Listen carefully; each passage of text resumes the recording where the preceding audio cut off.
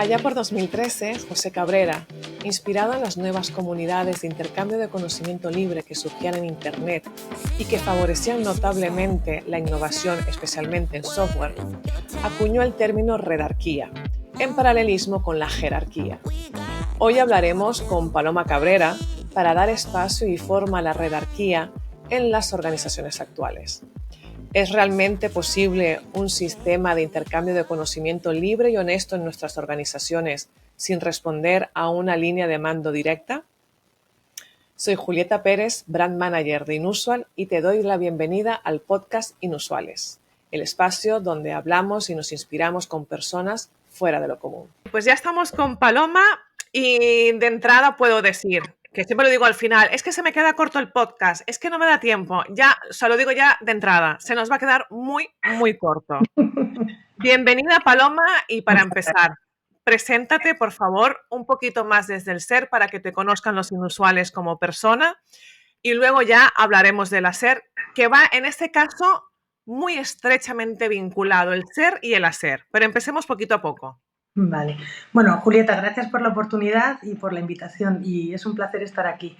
Yo, si me tengo que presentar, soy Paloma Cabrera, soy una persona curiosa. O sea, si hay algo que me define, yo creo que es curiosa y me define la pasión. Entonces, todo aquello que hago lo hago desde un disfrutar, ¿no? O sea, mi hashtag es equipo disfrutones. Entonces, siempre es desde esa curiosidad de querer aprender que va innato en mí y desde esa pasión de ponerlo todo, ¿no? De echarle todo al fuego y disfrutar de cada experiencia, venga como venga, ¿no?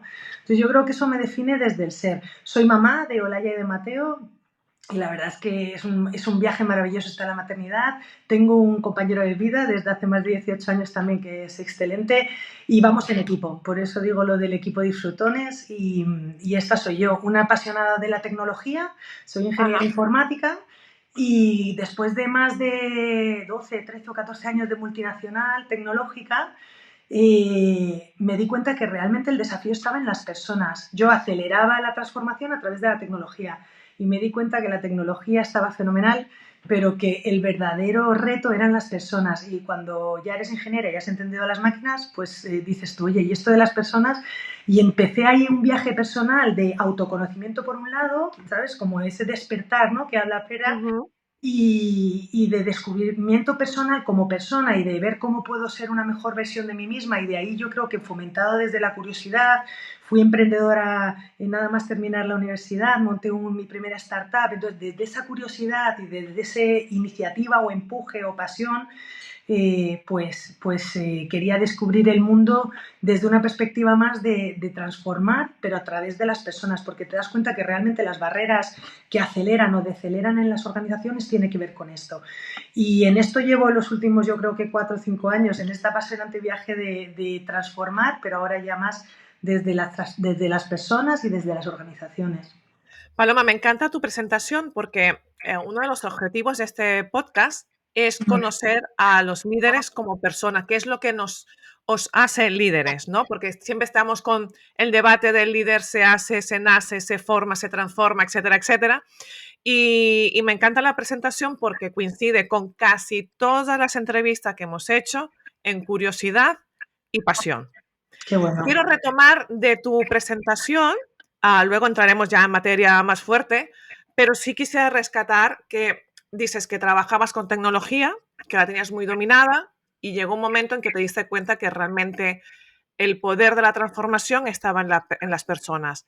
¿Tú serías capaz ahora mismo así, en un flashback, decir qué fue lo que pasó para que realmente tú hicieras el clic? O sea, ¿hubo algo, no sé, la maternidad, la influencia de tu padre, que ya hablaremos de tu padre, no sé, algún cambio en internet, algo que digas, es que hice clic y me di cuenta que el tema estaba realmente en las personas?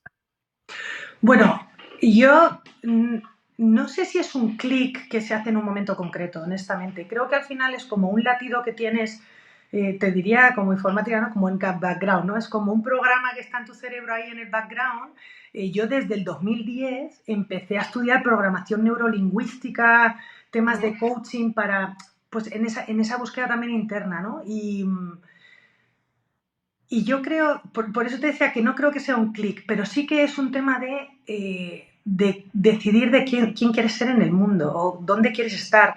A mí me ocurrió que trabajando con clientes donde la tecnología era importante para sus transformaciones digitales, te dabas cuenta, ¿no? Te pongo un caso en concreto, ¿no? Por ejemplo, en Oracle, que trabajé Perfecto. en la multinacional Oracle, que creo que tener experiencias en multinacionales te da una perspectiva brutal, ¿no? De Ujú. estrategia, de aproximación, de excelencia en la hora de trabajar con los clientes, con las aproximaciones y demás, y a nivel de operaciones, de visión, de ventas. O sea, me parece brutal una experiencia en multinacional. Pues, por ejemplo, te dabas cuenta cómo vendías programas a los clientes, un acuerdo marco durante 3 años, ¿no? Imagínate, de X tecnología, X número de tecnología, y te dabas cuenta que la ambición del equipo del cliente era desplegar toda esa tecnología y en 3 años volvías y no habían desplegado ni la mitad de la Ujú. tecnología. Y decías tú, si la tecnología realmente es la palanca que me va a acelerar, lo que me hace distinto competitivo es sacarle o exprimirle el jugo a la tecnología para que se convierta en una ventaja competitiva de go-to-market, ¿no? De decir, oye, pues cómo soy capaz de gestionar la información de mis clientes de forma más efectiva. Y decías tú, ¿por qué en 3 años este cliente, claro, llegas tú después de 3 años y el cliente no ha desplegado, entonces, claro, tiene que renovar y dice, oye, que porque voy a Claro, que poder esto no pagar por algo funciona. que no he usado y es como ya, pero es que lo ibas a usar, ¿no? Entonces, no lo hablo desde la inversión, lo hablo desde el por qué Sí, sí. ocurre esta situación, porque que ocurra es natural, estamos en nuestro día a día, las inercias nos llevan y al final aquellos proyectos ambiciosos que tenías no pueden ir a la velocidad que quieres. Esto fue Ujú. un poco el insight y fue como, claro, te das cuenta que al final no tiene que ver con que tengan la tecnología a su disposición, tiene que ver con que las personas que están dentro haciendo uso de esa tecnología dispongan de la mentalidad y las habilidades para realmente hacerlo. Esto fue un poco el darme cuenta, yo creo que es algo que tienes ahí, ¿no? De las personas, de esta mirada apreciativa al ser humano como parte de la transformación. Y fue como, claro, bajada de ficha, ¿no? Como decir, ostras, claro, es que efectivamente por mucho que tú vengas al cliente a trabajar la tecnología con ellos, el que va a marcar la diferencia es el equipo del cliente. El qué va a hacer con esto y para qué lo va a utilizar. Y yo creo que en este darme cuenta es donde fluí hacia donde estoy ahora, ¿no? En otro tipo de proyectos y de transformaciones, ¿no? En donde Mira, conecté con la yo, innovación y conecté claro, yo con quiero otras formas de hacer. compartir contigo una anécdota que es muy Sí, visual en este sentido. Yo siempre lo comento sin miedo a que se me descubra la edad.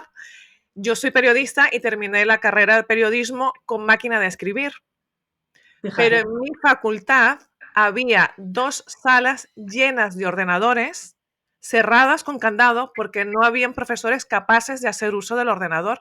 Mm, Cuando los alumnos ya afuera utilizábamos internet, utilizamos el ordenador para hacer los trabajos y tal, pero los profesores no estaban capacitados ni a nivel personal ni a nivel profesional para hacer uso de esas salas, ¿no? Entonces yo eso lo tengo tan grabado, ¿no?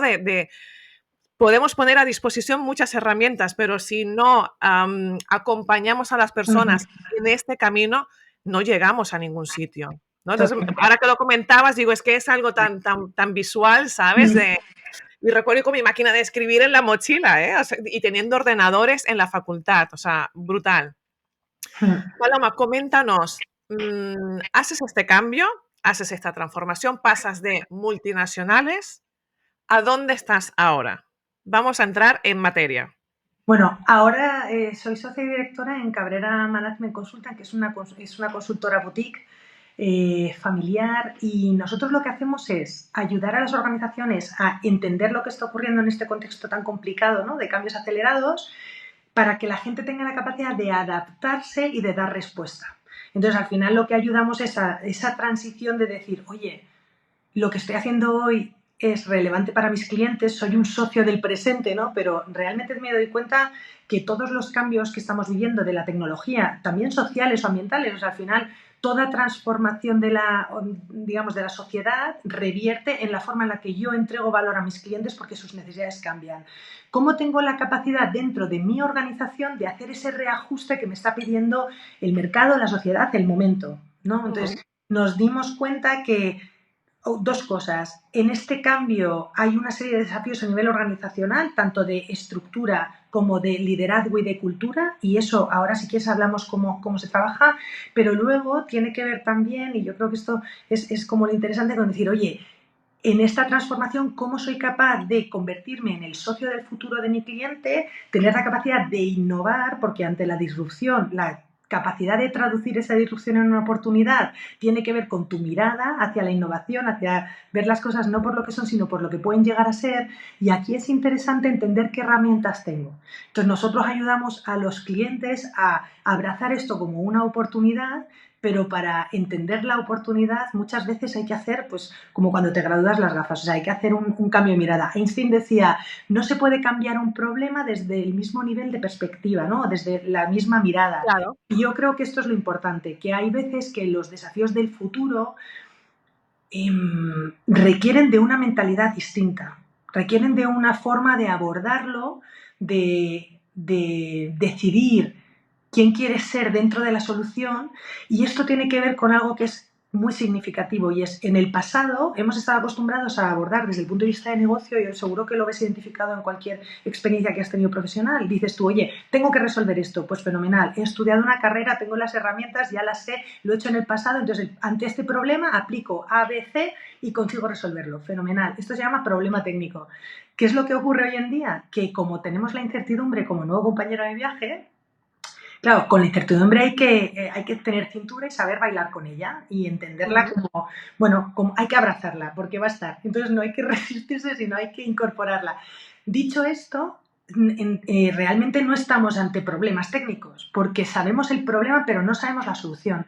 Y a esto se le llama desafío adaptativo. Es decir, es un problema sobre el que no sabemos la solución, no disponemos del camino, de ese roadmap que no hemos visto Claro. cómo se ha solucionado. Por lo tanto, cuando tú no ves cómo se soluciona algo, no sabes crearlo porque no lo has visto antes. Exacto.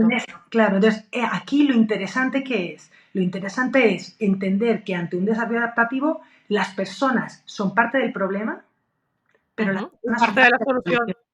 Entonces, la forma de abordar estos desafíos adaptativos tiene que ver con conectar la inteligencia colectiva. O sea, ya no va esto de que hay un listo en la empresa que tiene la solución, porque lo ha hecho en el pasado. Y por eso le hemos contratado, porque ha hecho esta transformación en otra industria, en otro cliente. No, es que ahora lo que estamos resolviendo no se ha hecho antes.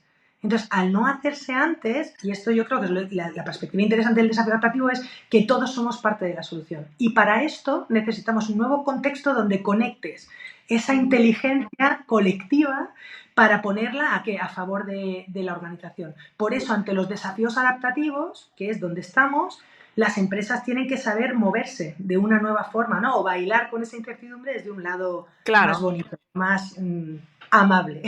Y aquí incorporamos un nuevo Sí, concepto, un nuevo concepto entre comillas, correcto. que es la redarquía. Correcto. Mira, claro, entonces, hace más de 15 años, que lo mencionabas antes, mi padre, José Cabrera, Ahí, tengo una coméntanos suerte esto. maravillosa. Esta es la sorpresa del podcast, o sea, Claro, un claro. concepto que es súper, bueno, manejado a altos niveles de liderazgo en organizaciones, que es un modelo que está demostrado que funciona y que además está muy alineado con el concepto de inusual de un liderazgo más humano centrado en las personas. Resulta que este concepto lo desarrolla tu padre. Claro, o sea, aquí hay una cosa que es súper interesante y es, hace ya, pues ya te hablo más de 15 años, cuando te das cuenta que la velocidad que lleva la empresa no es suficiente para dar respuesta a los desafíos, es decir, la jerarquía como estructura nació en una época en donde se tenía que gestionar un negocio que era totalmente predecible, totalmente planificable, ¿no? Entonces, y Incertidumbre. necesitaba, claro, necesitaba una estructura de orden y mando con un nivel de rigidez importante porque tú lo que querías era replicar resultados, Claro. impulsar una eficiencia operativa para que lo que hacías saber hacerlo mejor, y entonces simplemente era entender el negocio, planificar el negocio, ejecutar el negocio, excelencia. Dicho esto, cuando empezamos con el tema de la innovación hace muchos años, te das cuenta que lo que está ocurriendo necesitas la gran palabra, ¿no? O sea, necesitas agilidad. O sea, para dar respuesta a los desafíos que que están ocurriendo, necesitas ir a una velocidad que esté mucho más acompasada con el latido del cliente. Claro. Entonces, las empresas, para dar respuesta, se ven como muy realmente rígidas. Ujú. Y entonces, ¿qué ocurre? Nos damos cuenta que un segundito, perdona, nos damos cuenta de lo siguiente, y es que la capacidad que tenemos las empresas de dar respuesta, como nuestra trayectoria ha sido lineal, nuestra mentalidad como profesionales y empleados y la empresa, la capacidad de responder a los retos, las empresas es lineal, pero claro, viene la tecnología, que viene con unos cambios acelerados brutales, vivimos en un mundo complejo, pero complejo no solo porque sea global, sino porque está interconectado. La capacidad de conexiones, ya no te hablo solo de procesos, sino de personas y de tecnología, todo junto. Pongo un ejemplo, el landscape de número de herramientas digitales para hacer marketing digital es una locura, hay 250 millones, ¿no? Entonces, dices tú, claro, el nivel de complejidad que tienes que gestionar es muchísimo mayor. Ahora, si la tecnología avanza de forma exponencial, el reto es exponencial, mi capacidad de dar respuestas lineal generó una brecha entre mi capacidad como organización, capacidad presente, y lo que necesita el cliente. Y aquí es donde decimos, oye, necesitamos crear una palabra que nos dé una alternativa de la estructura jerárquica rígida. ¿Para qué? Para poder explorar. Y aquí es donde viene esta palabra de la redarquía que da solución, ¿no? O da un nuevo enfoque o un nuevo cambia el paradigma del desafío organizativo de tener la capacidad de convertirte en una organización ambidiestra. ¿Qué quiere decir esto? Quiere decir que tú tienes que explotar el negocio que conoces, lo explotas, es decir, pagamos las nóminas, sacamos los resultados, aquello que esperan nuestros stakeholders ocurre, ¿vale? Esto es el presente y hay que hacerlo y lo hacemos fenomenal, pero necesitamos parte de la empresa que opere en esta redarquía, en esta forma nueva o estructura nueva, donde podamos tener un poco de cintura para explorar el futuro. Entonces, ¿qué es lo interesante de la redarquía? Que no necesitas tener dos, digamos, estructuras formales en la empresa. La jerarquía es realmente la estructura principal, pero necesitas una alternativa que complemente a esa jerarquía para que parte, no tiene que estar toda la empresa operando así, sino que aquellas personas que quieren llevar la empresa al futuro, que están comprometidos con su desarrollo y quieren explorar las capacidades futuras que todavía no tengo, ¿no? Tengo que potenciar mi pensamiento crítico, pensamiento de diseño, pensamiento ágil, lean thinking. O sea, hay una serie de habilidades, herramientas y capacidades que necesito como profesional para trabajar en la redarquía y explorar el futuro.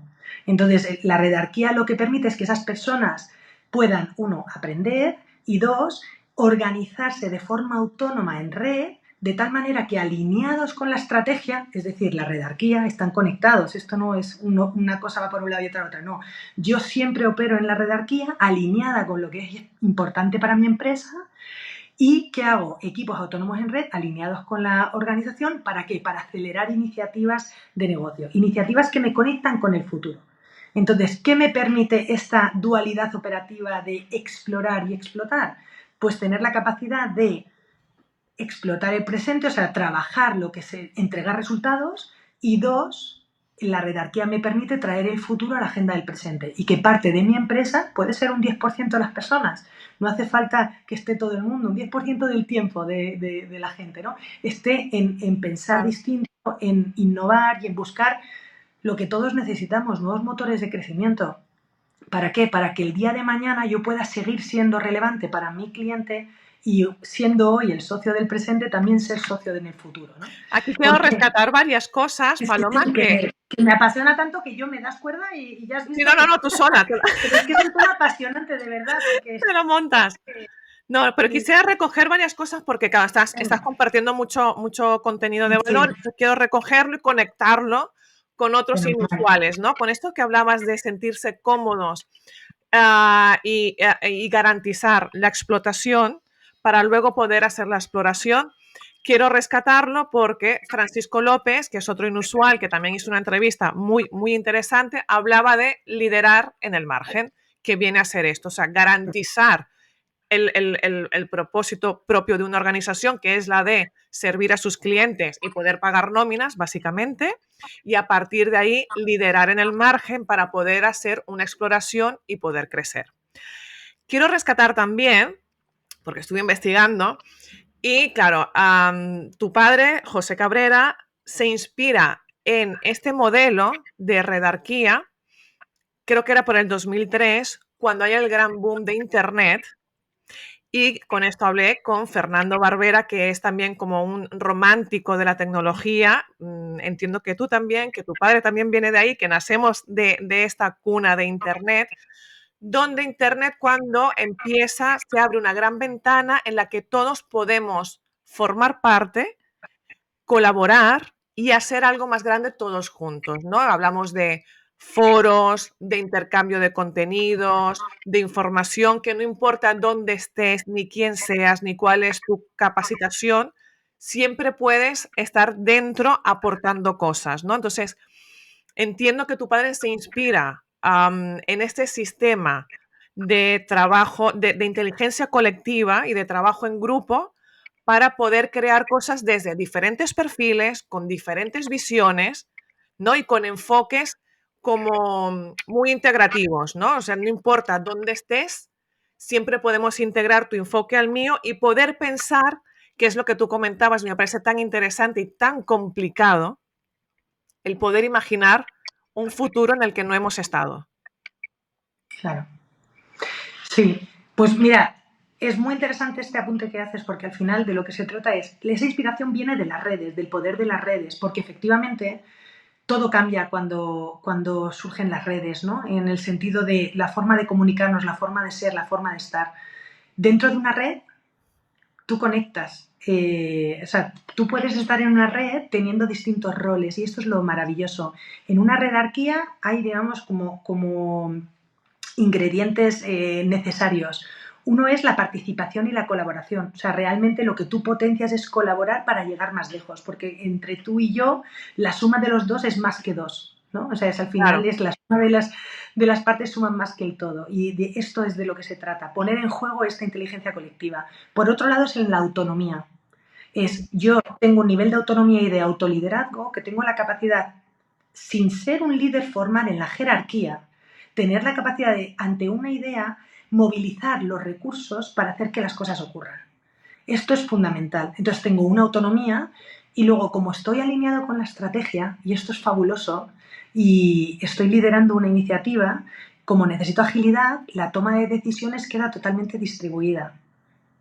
¿Esto qué quiere decir? Que si tú pones a personas, equipos multidisciplinares, como estabas comentando tú, gente claro. que tiene una experiencia conectada, cuando hay que tomar una decisión, si estás teniendo en cuenta esa perspectiva y el para qué se está tomando la decisión, está claro, digamos, el faro de la toma de decisiones, si tú puedes tener el ownership de tomar una decisión, el nivel de agilidad que impera en la iniciativa estratégica va a un nivel muchísimo más rápido. ¿Por qué? Porque borras, digamos, las líneas que tiene la jerarquía se difuminan en una red, entonces tienes la capacidad de hacer las cosas de manera mucho más rápida. Y esa agilidad que te está pidiendo el mercado la tienes inferida. Por eso, en la jerarquía puedes estar con distintos roles. ¿Por qué? Porque estamos con una mentalidad de aportar valor al cliente.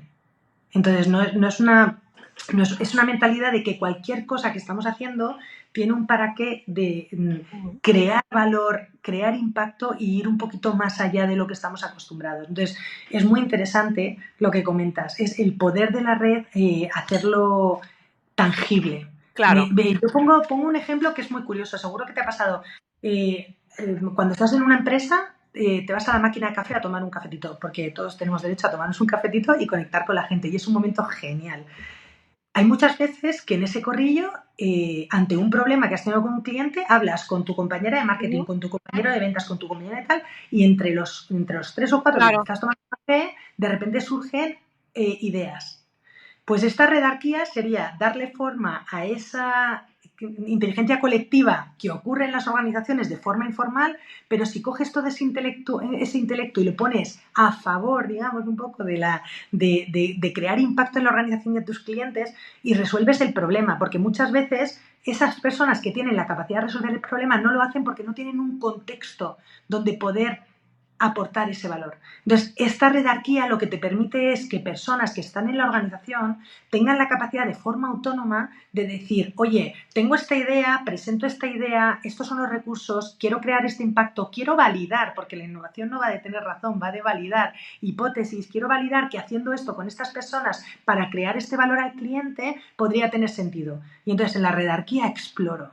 Y cuando he validado mis hipótesis, ¿qué hago? Me voy al dueño del producto, que por supuesto ha estado involucrado porque esa alineación estratégica tiene que existir, y le digo, oye, ante estas evidencias de poder ayudar al cliente en esto, esto y esto, toma parte del proceso y vamos a ejecutarla. Y entonces la ejecutas en la jerarquía. Ya entra entonces, no en innovación, sino en la parte más de ejecución. No sé si me explico. Totalmente. Entonces ese baile entre... ¿Por qué? Porque el retorno de la inversión cuando estás ejecutando y las métricas del negocio cuando estás en presentar resultados, la lógica mental es totalmente distinto a cuando estás explorando. El nivel de presión es distinta. Entonces, cuando estás validando, necesitas tener un poco de cintura. Y hay veces que de 10 ideas te van a salir una o te pueden salir dos. Pero el aprendizaje de las 8 que no han salido son lo que realmente te va a llevar a que consigas una o dos que realmente tengan impacto en el cliente. Claro. Entonces, no hay que dejar de hacerlas aunque no nos aporten resultado. Por eso es tan bonito cuando permites que la gente explore y aprenda. Entonces, aquí de lo que se trata es de no destruir valor. O sea, aquí de lo que se trata es, o sea, porque si aprendemos pero no incorporamos lo que aprendemos no tiene sentido. Por eso esa mentalidad de mejora continua y de aportar valor es importante. Entonces, está claro que quien quiera estar tranquilo en la explotación, ¿no? Hacer su trabajo, llegar tal, oye, mira, yo he venido para esto, fenomenal, tal, estupendo, soy un crack haciendo lo mío, yo me dedico a esto, fenomenal. Pero el futuro no me interesa así como demasiado. Estupendo. Tenemos un sitio maravilloso para ti, ¿sabes? Te necesitamos y te queremos. ¿Por qué? Porque la realidad es que tú no puedes poner en riesgo el futuro de la empresa, ¿sabes? O el presente de la empresa porque estás trabajando en el futuro. Entonces, en el futuro solo tienen que estar esas personas que nos brillan los ojitos. ¿Sabes lo que te quiero decir? Aquellas personas que realmente dicen, oye, de mi tiempo, si me dejaras todos los viernes 4 horas trabajar con personas como yo que quieren explorar, que quieren investigar, que tienen curiosidad por ver cómo va a afectar esta nueva tecnología a lo que estoy haciendo y crear impacto, si las pones a todas esas personas juntas, las cosas terminan ocurriendo, ¿no? Ahí, pero al final yo creo que lo que estamos una oportunidad brutal. De tantas cosas, yo creo que lo que estamos hablando es de incorporar el aprendizaje como una KPI de valor en las organizaciones, ¿no? Que hasta ahora como que todas las mediciones tenían que ser muy cuantificables y cuando hablamos de redarquía hablamos de que el aprendizaje tiene que ser uno de los objetivos de rentabilidad. Y para eso también tenemos que tener crear el entorno para podernos equivocar, poder iterar, volver a probar, ¿no? Hasta que consigamos un resultado efectivo o no, pero sobre todo un camino de aprendizaje que luego podamos incorporar a nuevos procesos y otras innovaciones. Parece que lo tenemos como súper claro, Paloma, pero yo sé que cuando tú llegas a una organización esto no va así. ¿Qué desafíos? O sea, honesta, sí, súper transparente. Súper transparente. Rescata algún desafío que digas, mira, lo más habitual que me encuentro cuando llego a una organización con esta propuesta es tal. Mira, te diría, hay dos grandes desafíos, bueno, incluso tres, pero te diría el primero, esto solo ocurre, ¿sabes? Porque esto es importante, esto solo ocurre si hay un compromiso ejecutivo real. O sea, si el CEO está convencido de que convertirse en una organización ambidiestra le va a llevar al futuro y está convencido de que quiere ir en serio con la innovación.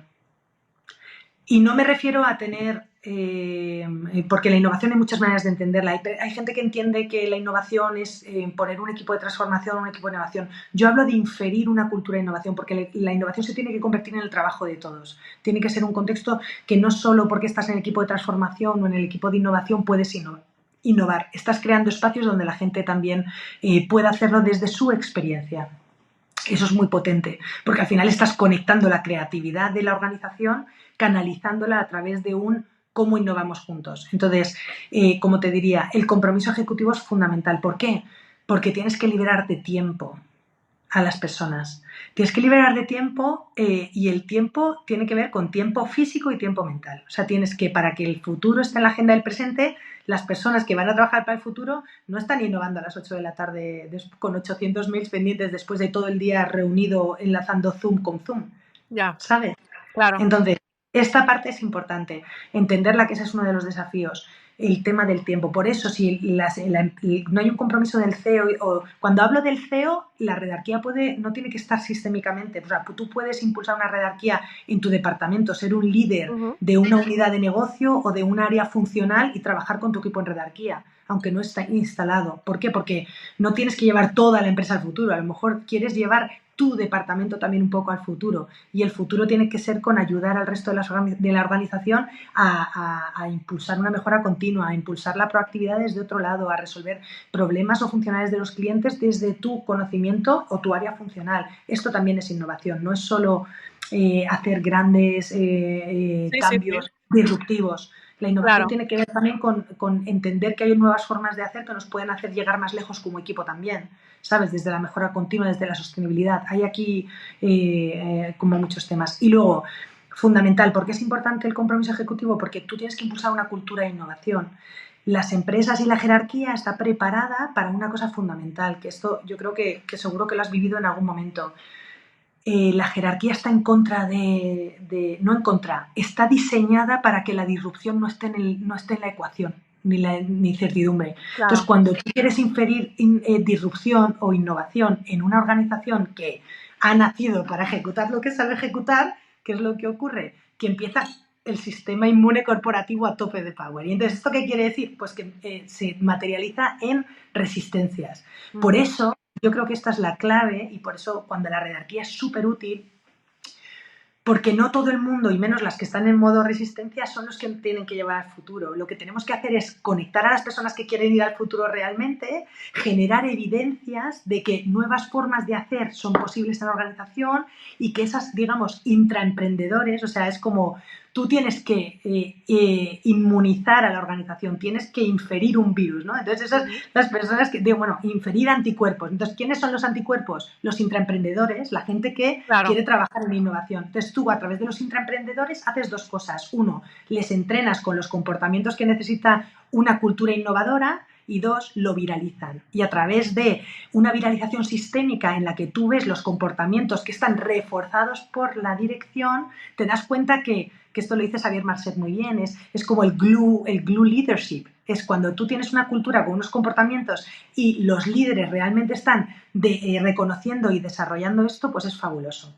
Es cuando realmente empieza a ocurrir la magia, porque esto no se hace de un día para otro. La cultura tarda mucho, porque la cultura es aquello que, cómo nos comportamos cuando nadie dormía dentro de la organización. Claro. Y esto tiene que ver con qué es lo que estamos reforzando, qué es lo que estamos haciendo y sobre todo qué es lo que estamos inspirando. Y yo creo que aquí, como líderes de la redarquía, en la redarquía necesitas liderar desde la influencia y la colaboración. Y para tener esto, realmente tienes que ser capaz, uno, de inspirarte para inspirar, y esto es fundamental, conectar a la gente con un propósito, entender cuál es el legado que quieres dejar y conectar a la gente con ese propósito, y luego entender muy bien cuál es tu rol para hacer que las cosas ocurran, que es facilitar que las personas se puedan desplegar, que su talento pueda florecer, y por eso la redarquía te permite crear ecosistemas de aprendizaje, y luego lo que haces es eso que aprendes en un ecosistema de aprendizaje lo infieres en un ecosistema de innovación. ¿Por qué? Porque aprendes y te lo llevas a la acción, pero a la acción con impacto al negocio,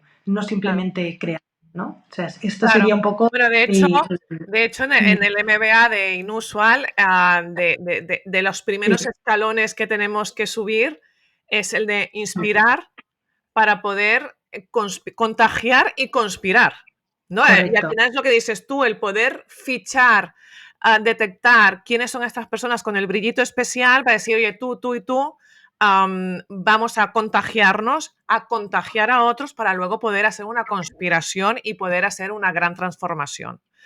Bueno, me parece fantástico, Paloma. Tenemos que terminar. Tengo que darte Sí, las gracias porque estabas desde el móvil ahí apretando botoncitos que se nos apaga, se nos apaga la sí. cámara, ¿qué tal? Pero bueno, ha quedado súper bien, se ha escuchado muy bien. Además, bueno, coméntanos píldora súper rápida. Me comentabas que habíais inaugurado. comenta, ¿qué habías inaugurado ayer? Bueno, no, ayer estuve en un evento que se llama el Madrid Innovation Woman y estuve como keynote speaker del evento, en donde lo que di fue compartí este latido de la redarquía como una oportunidad, y entonces lo traigo aquí. ¿Por qué? Porque en este ser y estar en la organización desde esta redarquía, desde esta mirada a la innovación y desde esta mirada de liderazgo colaborativo y liderazgo por influencia, las características que tenemos las mujeres de forma natural e innata, ¿no? Esta mirada para la colaboración, para la empatía, para, ¿sabes?, acelerar a las personas, para crear y tejer redes que nos inspiren, ¿no? Que creamos cadenas de inspiración para inspirarnos e inspirar a otros. Tenemos una serie de cualidades muy interesantes. Y entonces ayer lo que compartí con la audiencia fue: ¿por qué la redarquía es una oportunidad para las mujeres? ¿En qué sentido? En decidir estar estar en la organización innovando, cogiendo, digamos, el testigo de convertirnos en protagonistas de la innovación, porque de verdad que desde esta actitud que tenemos y desde esta mirada empática a los problemas de nuestros clientes y a nuestros colaboradores, ¿no? Porque somos muy de cuidar y hacer, tenemos, digamos, unos ingredientes que complementan fenomenal. Y está demostrado que cuando tú estás infiriendo inclusión y diversidad, es decir, que todas las opiniones y todas las voces pueden ser oídas, y que además le estás dando importancia y un contexto donde la gente pueda aportar, la gente viene y aporta. Entonces os invito, ¿no?, desde este liderazgo femenino, si estamos hablando con líderes femeninas, pero si no, los hombres también tienen una manera de liderar que yo creo que también está evolucionando, porque en ese liderazgo ejecutivo que saben hacer de forma excelente están entendiendo que ahora necesitan desarrollar nuevas habilidades, y ahí es donde nos tienen a nosotros como una aliada maravillosa para inspirarles, para ayudarles y acompañarles, porque este desafío también es de todos, ¿no? Así que claro, a mí me gustaría terminar con una frase que me has dicho antes, que era: si la inclusión y la diversidad no fueran objetivo, sino que fueran punto de partida, la realidad sería muy diferente. Esto, como dices, es súper interesante. ¿Por qué? Porque la manera en la que formulamos las preguntas como líderes condicionan el tipo de problema que vas a resolver. Entonces, ¿quién decide ser en esta transformación? Ese sería mi tip. Como intraemprendedor, como líder de la innovación, o simplemente como persona que decide estar en una organización y aportar valor. Bueno, en el club siempre invitamos, ¿no?, a todos los líderes a pensar en: puedes encontrar tu sitio o puedes hacer tu sitio, ¿no? Entonces la invitación siempre es a: intenta hacer tu sitio.